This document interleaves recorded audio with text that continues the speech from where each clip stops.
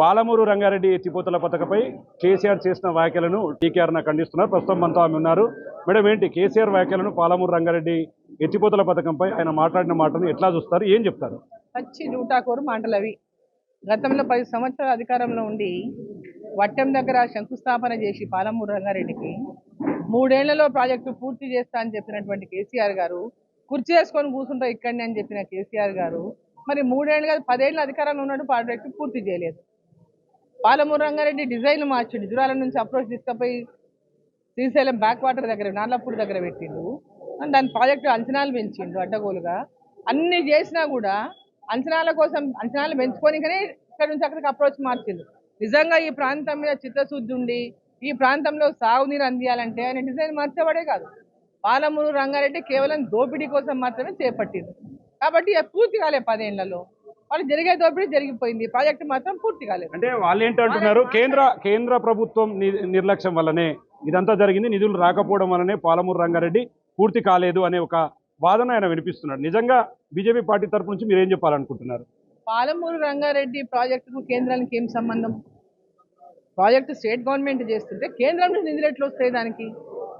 కేంద్రం నిధులు ఎట్లకెళ్ళి వస్తాయి దానికి? అది రాష్ట్రం చేపట్టిన ప్రాజెక్టుకు కేంద్రం నుంచి నిధులు అడిగితే కేంద్రం ఇవ్వలేదంటే అసలు ఎక్కడ ఎవరు అడిగిండ్రు హోదా కల్పించాలని? పోలవరం హోదా వచ్చింది, దీనికి రాలేదంటే ఎవరు కారణం దానికి? ఆ రోజు కేసీఆర్ కాదా? రాష్ట్ర విభజన సమయంలో ఉన్నది కేసీఆర్ కాదా? ఇప్పుడున్న కాంగ్రెస్ పార్టీ కాదా? ఆ రోజు కేంద్రంలో ఉన్నది యూపీఏ ప్రభుత్వం కాదా? ఎవరిది తప్పు? భారతీయ జనతా పార్టీదా? ఆ రోజు హోదా కల్పించకపోవడం అనేది ఆ రోజు ఉన్నటువంటి యూపీఏ ప్రభుత్వం కానీ, ఆ రోజు ఉన్నటువంటి కాంగ్రెస్ ప్రభుత్వం కానీ, ఆ రోజు తెలంగాణ కావాలని పట్టుబట్టి దండ విభజన చట్టంలో అంశాలు పెట్టించినటువంటి కేసీఆర్ కానీ వీళ్ళు తప్పు. వీళ్ళు భారతీయ జనతా పార్టీని కేవలం వాళ్ళ యొక్క తప్పులను కప్పిపుచ్చుకోవడానికి భారతీయ జనతా పార్టీ మీద నిందలు మోపేటటువంటి ప్రయత్నం చేస్తున్నారు. మేడం, ప్రధానంగా ఆర్డీఎస్ ను బేస్ గా చేసుకుని ఆయన అస్త్రాలు సంధిస్తున్నారు. దాని మీద ఏం చెప్పాలనుకుంటున్నారు? అసలు కేసీఆర్ కి మాట్లాడే అర్హత లేదు. నైతిక హక్కు కేసీఆర్ గారు కోల్పోయిండ్రు. ఆర్డీఎస్ దగ్గర 2003లో నేను పాదయాత్ర చేసిన అని చెప్తాడు. నేను 2003లో పాదయాత్ర చేసిన, రాళ్ల దెబ్బలు తిన్నా, బరిసెల దెబ్బలు తిన్నా, పెద్ద యుద్ధం జరిగింది ఆర్డీఎస్ కాడ. మా ప్రాణాలకు తెగించి పోరాటం చేసిన. నేను అధికారంలోకి వచ్చినాక నాకున్న పరిధిలో ఆర్డీఎస్ రైతుల కష్టాలు తీర్చిన. కేసీఆర్ ఏం చేసిండు? తుమ్మిళ్ళ లిఫ్ట్ కడతా ఆర్డీఎస్ కష్టాలు కట్టిండా? తుమ్మిళ్ళ లిఫ్ట్ ఒకటి చేసి రిజర్వాయర్ ఎక్కడుంది? ఇప్పటిదాకా రిజర్వాయర్ 10 ఏళ్ళ నుండి నువ్వు చేసింది ఏంటి అడుగుతున్నా. నీకు మాట్లాడే నైతిక హక్కు లేదు కేసీఆర్కి.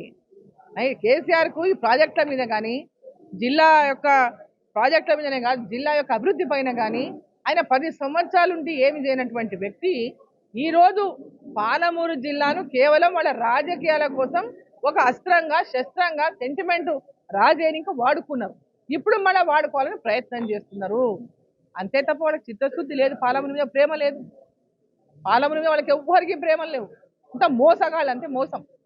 సో చూస్తున్నాము, పాలమూరు జిల్లాను రాజకీయానికి వేదికగా మార్చుకోవడం తప్ప ప్రాజెక్టుల పైన కేసీఆర్ కు ఎలాంటి చిత్తశుద్ధి లేదు. దానివల్ల ఈరోజు పాలమూరు రంగారెడ్డి ప్రాజెక్టు పూర్తిగా కంప్లీట్ కాలేదు. అసలు కేసీఆర్ కు పాలమూరు రంగారెడ్డి ఎత్తిపోతల పథకం గురించి మాట్లాడే నైతిక హక్కు లేదంటూ కూడా మంత్రి డీకేఆర్ చెప్తున్నటువంటి సిచ్యువేషన్ కనబడుతుంది. ఇది ఇక్కడ అప్డేట్. కెమెరా పర్సన్ నగేష్తో Shankar, big TV, Mahabubnagar నుండి.